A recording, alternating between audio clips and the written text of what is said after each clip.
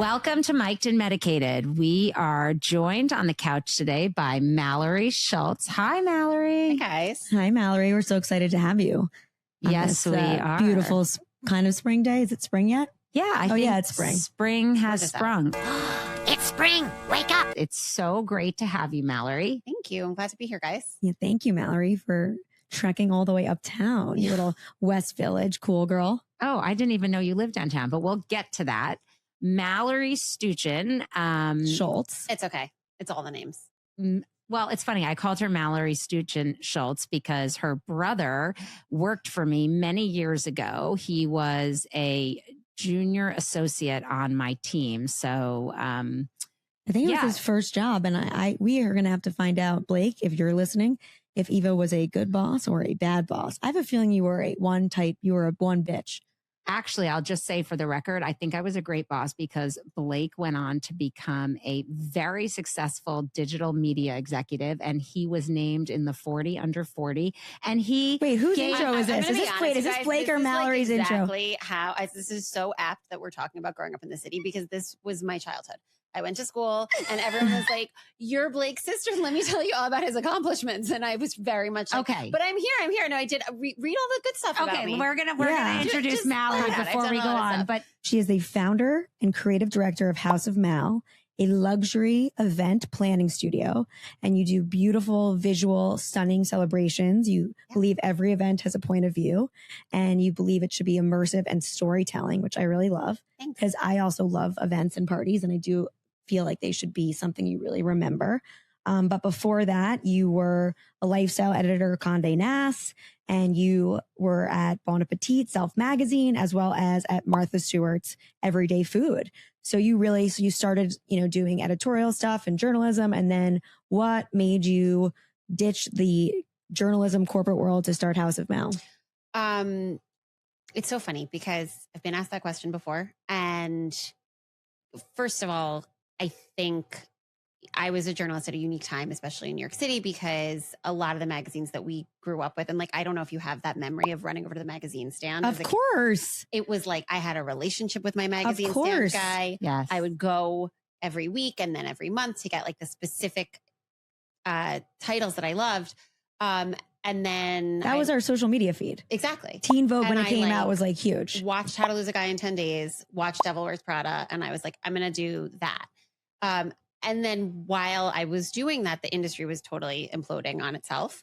So there's one version of this story where it's I left because everyone was leaving at that time because magazines weren't the same thing. But what I'm doing now is really, it's very similar work, just in a different medium. So it's the same visual storytelling. It's the same feeling of making something, for me, when I used to read a magazine and turn every page, I felt like I was inside of it.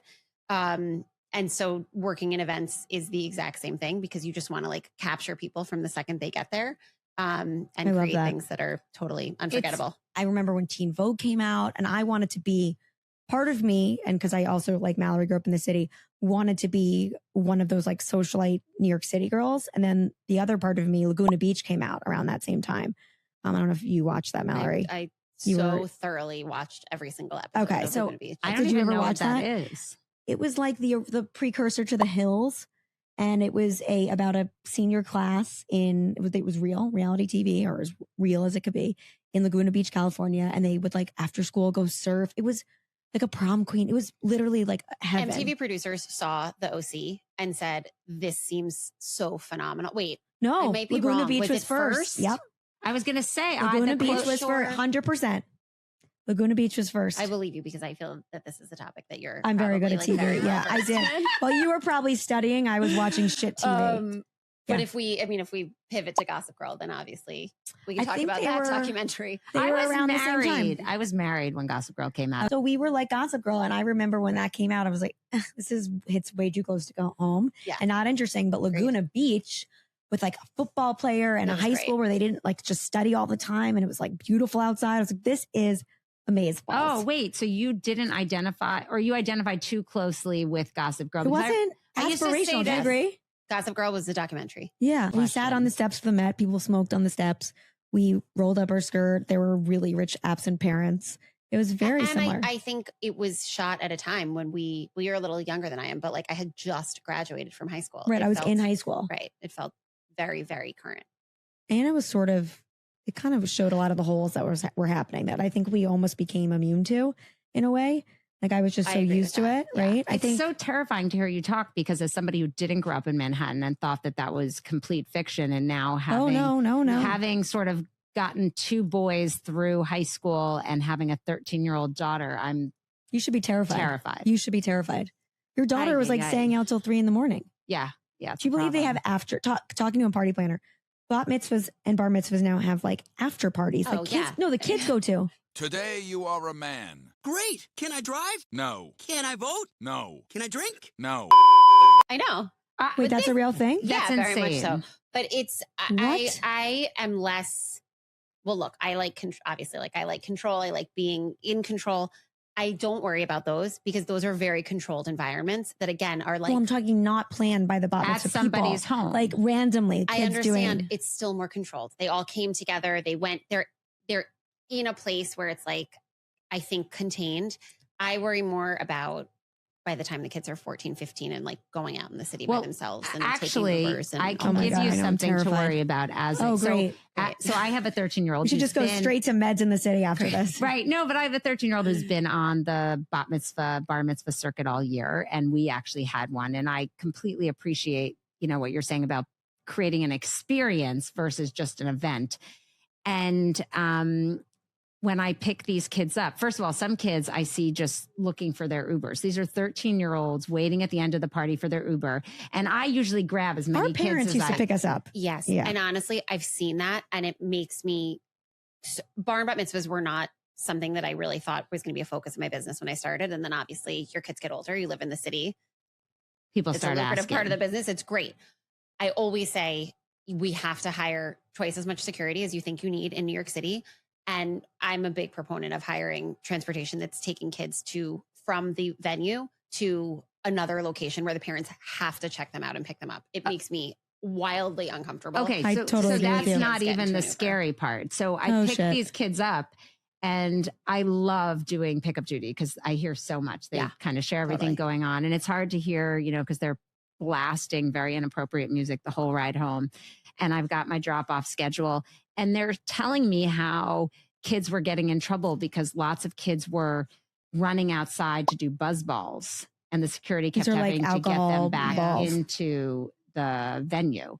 And I'll never forget. Do that. No, I keep saying that to Eva. We did not, Mallory and I did not do that. Okay. And we were not losers. Oh, I didn't know you in high school, Caroline. That's true. You're right. That's what I love about you. Caroline has met her match. I freaking love Mallory. From the moment we met. And it was not instant. It was not the instant, best was like, but it was also like, okay, I got exactly. Actually, that was my favorite text exchange. I was like, she said something hilarious. I was like, I always loved you. And you're like, no, you didn't. You kind of looked at me crazy. She did not. And she's right. I did. I couldn't read you. I actually remember the first time I met you, this is a great segue, guys. The first time I met you, you were moving into your Hamptons house. Right, from my parents' house. Mid-move. And you came in like on it. And you were just like a mid-move. You threw your bag down. Our kids were playing with Super Soccer Stars. It was intense. Oh, you were very stressed in that moment. And did that make you like me or not? I was curious. I took it all in. But I feel you were like wearing a cool Fendi bag that had like the yellow one. Yeah. I liked the bag. Okay, you like the bag, not sure the person carrying the bag. But wait, I do think this is interesting because I would think you would like this because you have a great quote, Mallory. Being rigid is the fucking best. You know what's not uptight also, she says? Disorganized women. So like you like organized women. So like being stressed, that would probably be exciting for you. Well, I don't identify with the stress, but I do identify with organization. having to get it done. Okay, I love that. And I think you came in on a mission. I did. And then when I also remember meeting you a little bit before that, this was right after COVID and you were like, I'm moving to Greenwich. And I was like, what? Like, I don't think I can handle that. A New York City girl is moving to the suburbs. It was a little bit like, we don't speak the same language. Yes, that is verbatim what you said. And you made the same face. Oh, shit. Caroline. Oh, my God. I think I'm actually a bitch. Has never been accused of not being judgmental or having a poker face. So that's very, I know, but I actually love that Mallory called me out on it because I really forgot. But wait, I have an important question. I have an important question because I'm looking at both of you and I'm wondering, do you think growing up in New York City, like I'm really comfortable in my own skin and I'm kind of going to beat to my own drum and F everyone else? I don't know about Mallory, but I know a lot of people who are uncomfortable in their own skin. I'm uncomfortable like all the time. Are you so comfortable? No, I hate my body almost every day until I started GLP-1. I guess I mean more like the cool factor. Because from my perspective, I grew up in the burbs. I can be a little snobby about it. Yeah. You? Being native New Yorker? I'm joking. Oh, yeah. But you too. I feel like being a native New York kid or being asked about it is like if you asked an Olsen twin about growing up on Full House. Like, no, but it's like, it's the only thing we've ever known. Right. New York is as much a part of me as like I said to someone recently, New York is like my third parent. And now that I have lost my dad, it's like my second parent. Like New York is consistent and it sets very specific, like it has expectations of you. I think you have to act a certain way to live here. So I think as an adult woman, at 40 years old, I can say like, yeah, I think I feel a little more confident these days. I think I'm sure of where I am and what I'm doing, but I don't think that's something that's inherent to New York kids. I think it's something that grows over time. And if you are like a person who's still here as an adult and raising kids in the city, I do think it has a major effect on you. And I think also in order to survive here, it's sort of like what Mallory was saying about you kind of have to be rigid and organized because you cannot be late to signups. Like I'm moving to Miami and I was asking the moms, I was like, well, when can I sign up for the activities? And they're like end of July. I'm like, what? That's insane. End of July for September? Like you're so programmed to everything is so difficult that if you can do it here, it's like you can make it here, you can make it anywhere. But I also feel like because we're from here, it's become the opposite for me. Like where I feel obnoxious, like, ew, this is a shithole. Like you guys have no idea what New York used to be like. Like I feel better than everybody knowing that this is not the New York that we grew up in and that your husband Doug grew up in. Like we had some class when we grew up. Do you agree with that, Mallory? I definitely agree that New York has changed dramatically. Like I think we can all agree with that. And if you lived here in the early aughts and the mid aughts, that was such an amazing time to be in New York City. And it felt like such a golden age of New York. And I feel like everyone says, oh, well, we didn't know. Like I knew. Yeah, it was the Sex and the City, Barney's.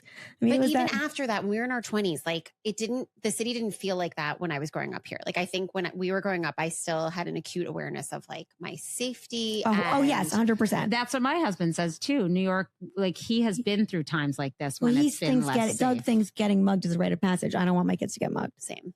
But also we had the Bloods and the Crips. You remember this? So well. My husband makes fun of me. He's like, oh yeah, Caroline, you grew up in such a rough hood.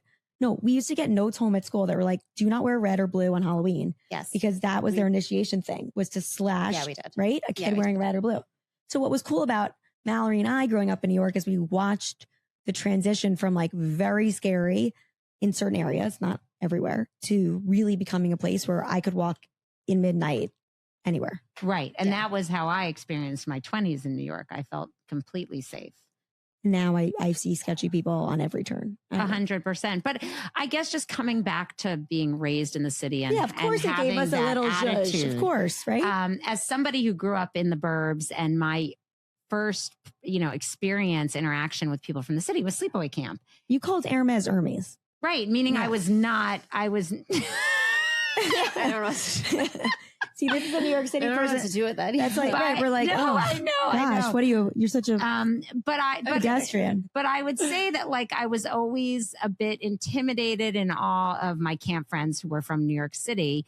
And then going to college, I probably lumped New York City with boarding school in that like people who just seemed to know more what was going on. They were more savvy. They were more sophisticated. I think the grass is always greener. I don't know about you, Mallory, but when I went to sleepaway camp, the New York City kids, I bet you were cool, was a loser. I did not have the cool clothing with my name on it that all the Long Island kids got. I had stationery from the Met Museum. Like I was a fucking loser. Okay. So the suburban kids were everything. They'd Abercrombie, Limited Too. They went to malls. Didn't you look at suburban kids like they were cool?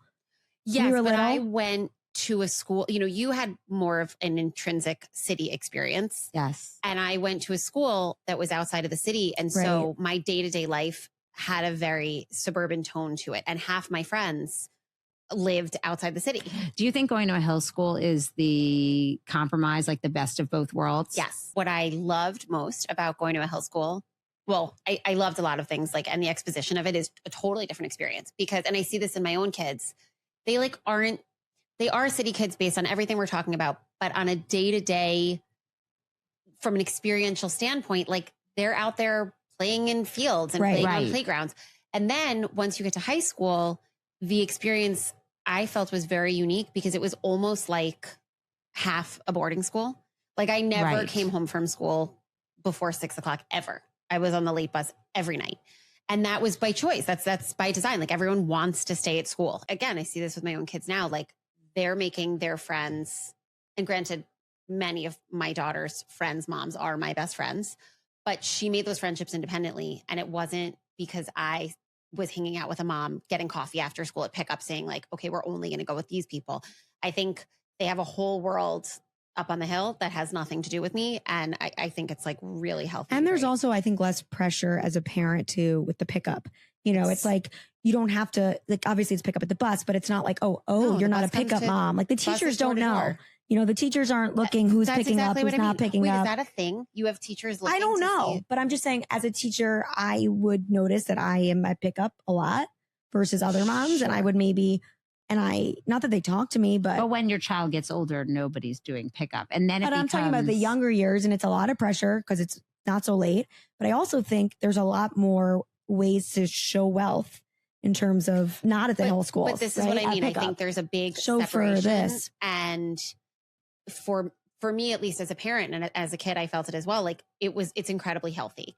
I see my daughter's bus driver every day. Right. I don't see every teacher. I also don't see every single one of my friends every day. And it's fine. But do you feel this pressure? I feel, and Eva too, but I think Eva's better at separating from the intensity of I don't like to overschedule my kids, and my kids don't allow me to because they will freak out. But I don't remember the pressure of my mom having to make sure I was busy 24/7 or signed up for all these programs. I just don't, we hung out. Now I'm obviously thinking only about my brother because you're here. But I remember I was telling my niece, my brother's daughter, the story of the first time that her grandma, my mom, left me home alone. And she had to take Blake to an orthodontist appointment. I was probably home alone for 35 minutes. And I was in 3rd or 4th grade.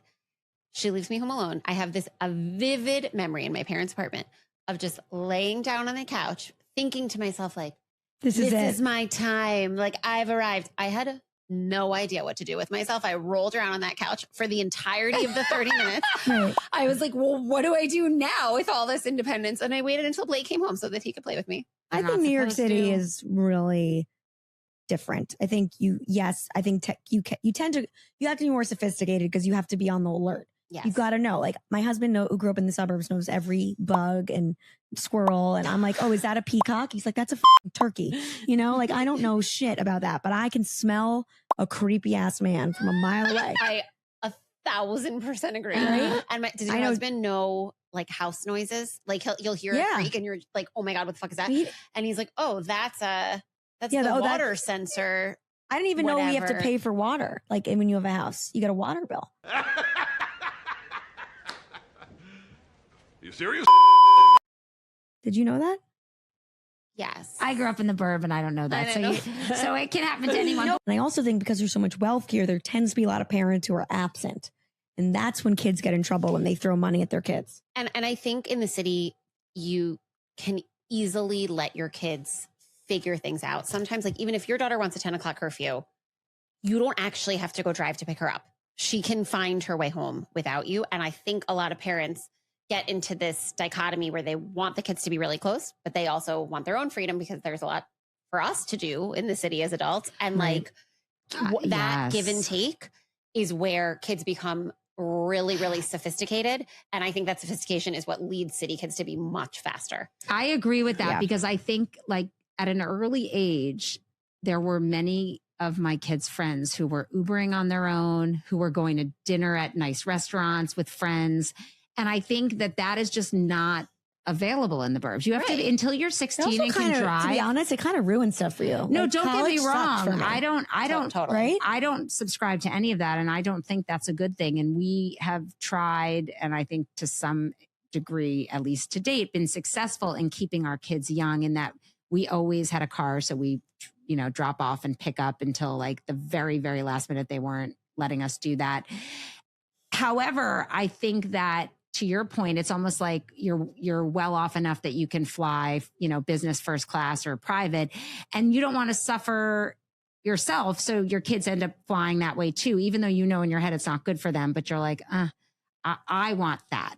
Yeah. So you want on a Saturday night to go out. It's easier to say to your kid, get an Uber home. Yeah. In the suburbs, you're kind of like more dependent on your parents. So I think that there's that issue, but then I think it can backfire. I mean, look, but let me ask you both decided to raise your kids here after having been raised. I'm leaving, which is crazy. Well, my husband and I were talking about where we wanted to raise kids. And then I said New York. And so that's what we did. We really loved our school. Our entire family, both of our families are like, we actually just did this exercise because I was wondering if we have any immigrant relatives that we knew in our lifetime, and neither of us did. We are like fourth generation New Yorkers, and his parents moved to New Jersey. Me too. I'm fourth generation. Yeah, and then moved back to New York. Actually, not on my dad's side. Sorry. But it's super unusual to feel like everyone is always rooted here. And I think my grandfather went to that's so funny. But so I think I'm not afraid of taking the risk of ever trying other things or leaving New York, but like I don't have FOMO for that many things in life. And I totally have New York FOMO when I'm not here. Even during COVID, when I was lucky enough to like not have to be in the city during that time. And I think the FOMO comes from like a genuine, look, I said earlier, like New York feels like a parent to me. And I think that I really like love it like a family member. And maybe like your rigidity is a very beautiful sort of reaction or expression of being a New Yorker. Well, I think you have to be. Being rigid is the fucking best. You know who's not uptight? Disorganized women. But you did say, which I loved, that you were rigid with a twist, like stretch denim. Well, I love that so much. Caroline, I can't account for all the things that come out of my mouth. Well, I loved it. Do you think all of us native New Yorkers, this goes questions for both you, Eva and Mallory, have Stockholm Syndrome? Like, I kind of think we do. Like, New York is a rough city. Like, for us to be like, oh, it's New York or nowhere. Like, this is not an easy place. I think it's like an abusive boyfriend. Like, sex is great. I think it feels like failure. I think if you grow up in New York City, so this is what I think, honestly. I think if you grow up in New York City and you can't make it here. The apartment and the school and money and the access and the connections and all of that, I think that if you end up living somewhere else, it feels like failure, because if you can't make it here, if you can make it here, you can make it anywhere. And I think starting at that, and this is why me, that feels like Westchester or something. I was telling Caroline that there's a guy named Roland Fryer. Do you guys know who he is? No. I don't. He is I like his name. He's an economist at Harvard. He is the youngest African. I totally know who he is. I read all of his stuff every day, Eva. No, you were sarcastic. I like want to be the person. I actually was following the Harvard economist. I don't want to be that person. This is our inherent difference, though. I want to be that person. You might, so interesting. I have the FOMO. Sorry. Okay. Sorry. Tell the story. You might Harvard know economist. him. This is why we like don't know this person. The reason I was introduced to him is that he was interviewed by Barry Weiss. And basically his name is Roland Fryer. He was, or he is the youngest tenured African-American professor at Harvard at the age of 30. Mm-hmm. Black professor. Sorry, I can't keep up with what's the way to say it. But he talks about, and this is why I feel like it's relevant to this New York conversation, is he says he was the first man at age 40 in his family who either wasn't in jail or dead. And he worked at a McDonald's, not corporate, like he worked at the counter before becoming a Harvard economist. Yeah, like would you like a and he sat in these faculty spaces with the faculty at Harvard, and everyone was sipping Chardonnay and everyone came from the right lineage and had the privilege. And he was like, you know what? I had nothing to lose. Everyone else in that room had something to lose. I had everything to gain. So he actually ended up doing like racial bias research, and the results came, surprise, surprise, that police don't racially profile. But like everyone at Harvard was like, shut that down. Don't publish that. Don't do that. And he was like, I was free. I was free to pursue the truth. Everyone else had a reputation to uphold, had a legacy, had a this or that. And I think when you grow up in New York City and you have the privilege and the connections and the money and the this and the that, I think there's an expectation of you, like you said, Mallory. And so I do think it's harder to leave because leaving feels like failure. Whereas if you grow up in podunk nowhere, then it's only up. But just to be super clear, what I meant by there's an expectation of you living in New York City is not.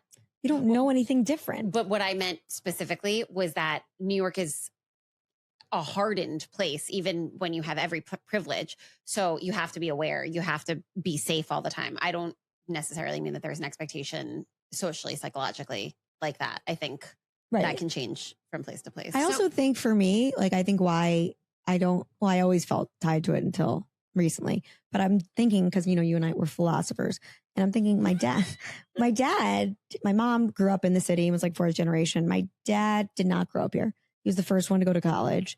He didn't give a fuck. He's rolling fire. He was really smart and he did well, but like I remember my mom was like, I think Dad went to Harvard for something. I was like, really? He's like, well, I went for like Harvard for like a week summer program. Like he went to like 4 colleges and did a kibbutz. But like, you're proving my point. Yeah. Right. That's why you're right. Like I think I grew up with that, so that I don't have the same. Right. I saw that. Like but he you didn't have see any your expectations. mom and the difference there.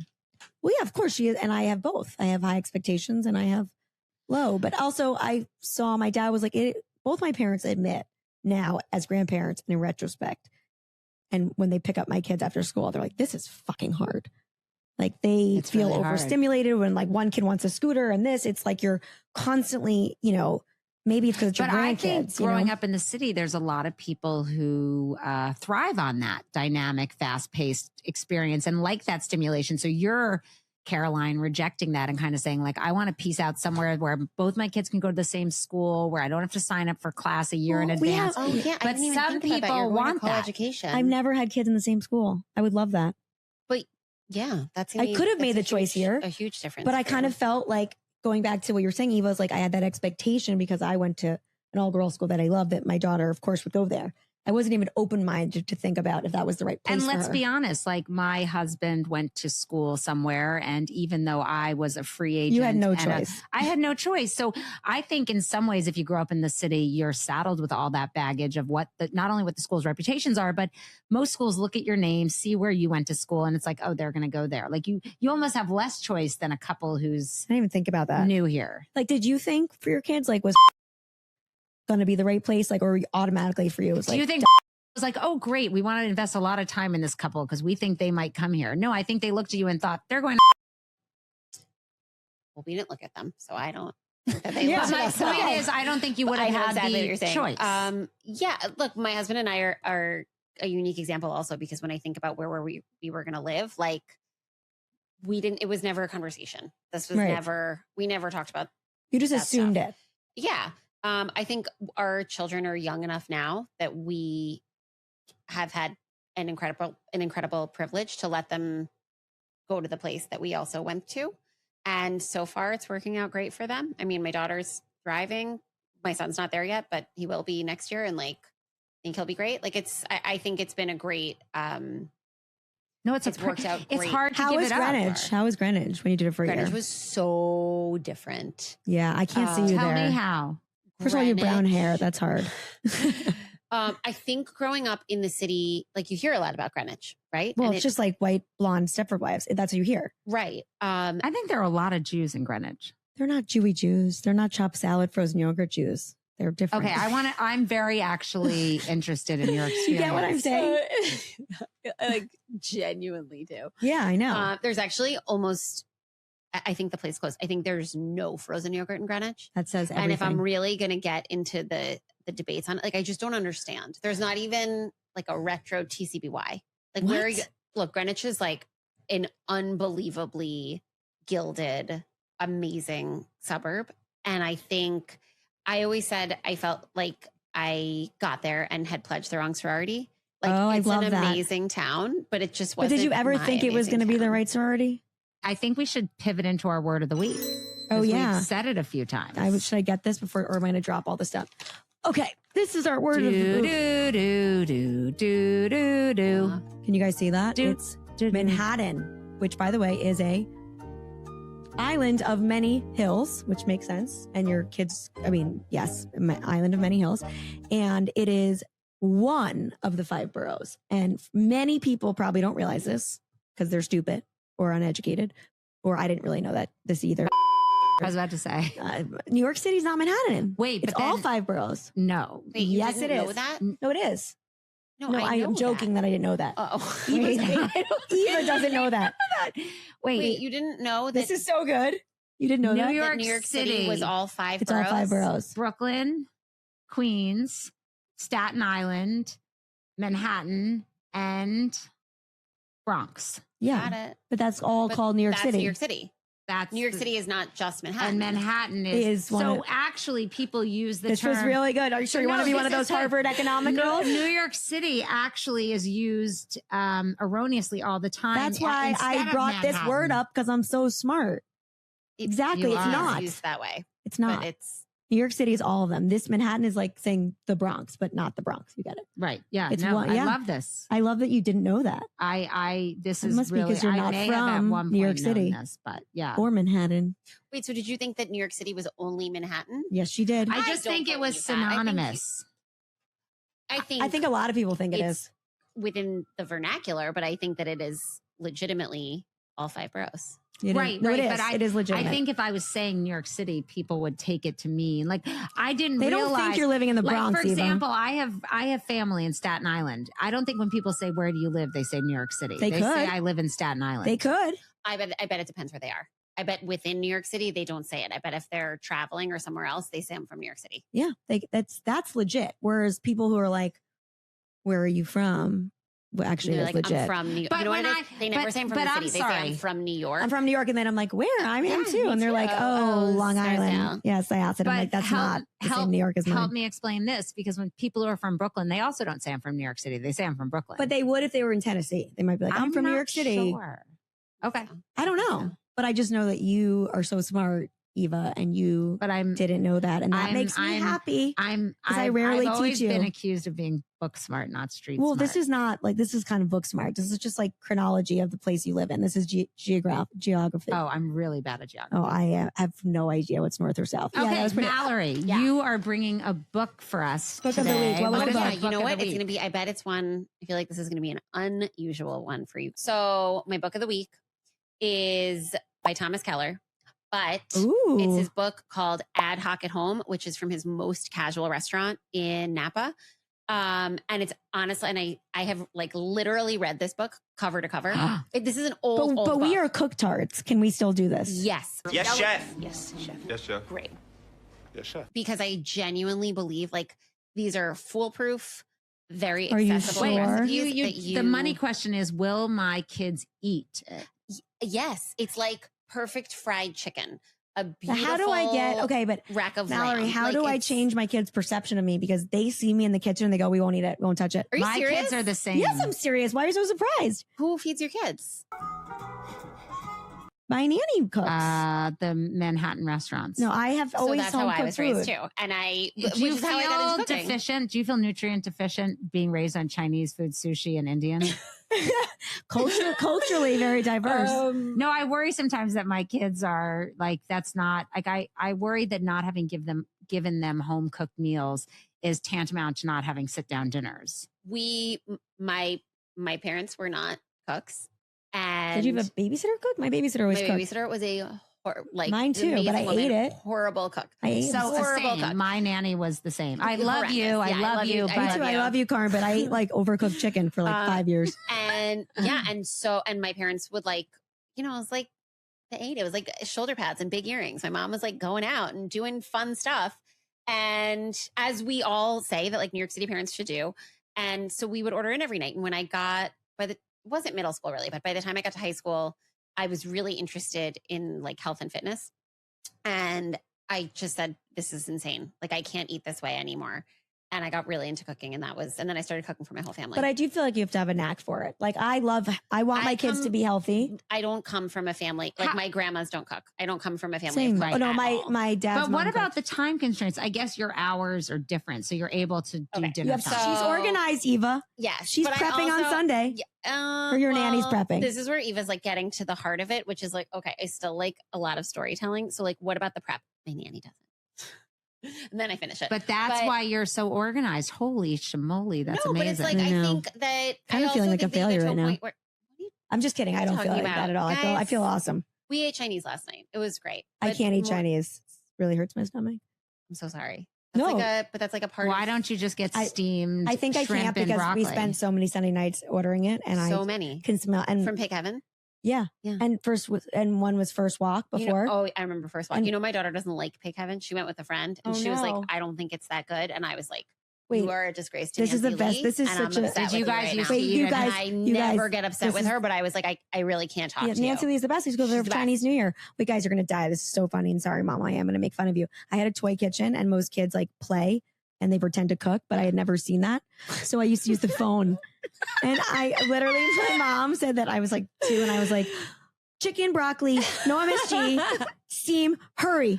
Okay. Before we wrap up, we have to also do our other 2 things of the week, which are meme of the week and favorite story of the week. You showed me an amazing meme this morning. Oh, the Ursula one? Yeah. Oh, it was like this very unattractive trans woman with like, or I don't know, I think it was a Pink man. purple Pink hair. purple hair, very fat, nose ring. And he or she was like, I am so terrified as like a trans person. And the comedian comes in and goes, you're terrified. I had to tell my 3-year-old that you weren't Ursula from The Little Mermaid. That was actually my other meme was, I'm the person that you don't put on speaker when you're on the phone with me. And actually the story of the week, unless you guys have one, is when I called my mom. She did not tell me that she put me on speaker at the nail salon. And she told me something. And then my kid was screaming and go, F me in the ass. And my mom goes, you're on speaker at the nail salon. I'm like, well, you shouldn't have put me on speaker. But I'm a big speaker person, and my husband and I both, I feel like the first second that we get on the phone, it's like the you're on a pre-recorded line. My husband picks up the phone. He's like, hi, you're on speaker. You're on speaker. You're on speaker. That's And I'm right. like, Right. That's what my know, husband does. My but husband says that's it's me the too. First thing But by the way, comes that's out. because our husbands are terrified of what's going to come I out know, of our literally, mouth. what did you think was going to come? Well, honest things. Doug will say, Honest. hi, you're here with my mom and dad. Yeah, my husband especially does it if he's in the car with like his dad, and he's like, "I'm here with my dad." I'm like, "Oh, okay." I'm not going to say anything back. Me in the ass. Should we I said that? Me in the asshole was what I said. Okay, you know I think that's a good way. Unless you guys have anything else, Yep, but New York, ladies. Mallory, do you? It's have a great any- place. It's a great place. Do you? Oh, actually, and one more thing that was really funny as we went to Florida for the day, we're driving back into the city, into Manhattan, Eva, not New York City, but Manhattan. And we You see- said we're driving back into the city. You're right, whatever. And I saw a big sign, and it was like, eat the rich. What did it say? It was like, hope the rich fucking die, eat shit. That was just like painted everywhere. And then it was like another person, and then it was another sticker that was like, fucking die, eat shit, with no rich in it. It's like, welcome back to Manhattan. Anyway, this has been amazing. And if anybody has a wedding, bat mitzvah, bar mitzvah, any party, because I'm a big believer in party, she will have that party rocking. It'll be She's awesome. rigid with a twist, like Oh wait, one last stretched thing. jeans. And what's the worst thing that ever happened at one of your events? Nothing ever Oh. happens. That's bad. Okay, right before I walked down the aisle, my assistant party planner had a seizure. Yep. Oh, you meant like that kind of stuff? No, that stuff does happen. Yeah, it was pretty. I would have killed her if she did it while I was walking down the aisle. By the way, killed her. Glad she survived.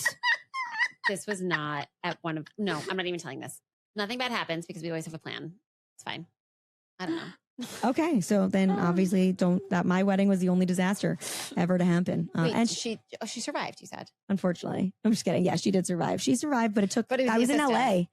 It was the assistant. It's LA. I You just want you to know. Caroline wasn't worried about her. Well, it was like my moment. It was like right before I'm walking down the aisle with my father, and all of a sudden, by the way, LA ambulances take a long time. Take a long time. Okay, there's a lot of traffic.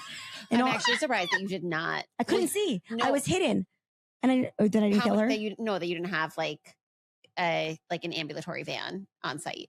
I feel like I'm you not probably that had a insane. huge wedding. I had one at my wedding. 180 people. I don't know. I'm not thinking we're not in the fucking Uganda. Okay, We're in it sounds insane. No, Bel like Air. when you have a lot. elderly people at an event, you often have somebody on I standby. am clearly not as prepared, but I just want you to know she fucking fell down the stairs right in front of the chuppah and had a seizure. And wait, this is the best part. All of a sudden the music stops and I'm like, Dad, what's going on? And I know that I haven't fled. And I'm like, do you think Jeremy thinks like I left? Like, it's like kind of like when you don't show up at the altar, right? Wait, did you have a wedding party? There's no way you had a wedding party. No, Yeah. fuck that. Did you? No. I hate bridesmaids. And I hated being a bridesmaid, which is why I didn't do that. I loved being a bridesmaid. Oh, I did too. okay. Well, and anyway, I literally said to my But I dad, didn't have them. like, yeah, I don't want to deal with that. It's my day. My show. And this woman almost ruined my fucking day. It's about, I'm waiting to go down and the music stops and I'm like, what is going on? And we don't know. And then like the other party planner's getting something. And I'm like, do you think Jeremy thinks I left? And he's like, no, you're not a flight risk, Kat. He said. And I was like freaking out because I couldn't see. And then the best was like anybody a doctor and like every single person. No, was like, people were like, I'm a derm. Her skin looks great. And then my husband's stepsister was like, I'm a OB. Vagina looks great. Not pregnant. Like the other one was like, I'm an orthopedist. No broken bones. Like we had it was really bad. It was like 20 minutes. God. And like, I was not happy. I did. She came Were to you like fighting sunset also, or that wasn't a concern? like sunset, like the Like, were The you concerned lighting. about the lighting? No, I wasn't concerned. I just wanted to, it was like my moment. I was like, what the fuck? Yeah. I was like, is she gonna, I just was very upset. Okay. Anyway, we always, when the lights go out, it's the world telling us Mallory, to stop. this has been such a pleasure. I feel Thanks, like guys. I've never met another Caroline, and you Oh my have God, I'm that so- energy. I'm so complimented. She's definitely a more organized version of me. Yes. But it's Okay. honestly, Look at Mallory, we would love to have you on anytime. This has Cooking been, segment. We'll cook next time. yeah, we need a cooking segment. We're a talk show. Oh, that would be great. actually really fun. We're definitely a talk show, obviously. We could, instead of House of Mal, it could be Ooh, now we really have to stop talking. The lights are out. You think of a good thing that rhymes with that. Kitchen of Mal. All right, we're gonna leave that to Clyde or ChatGPT.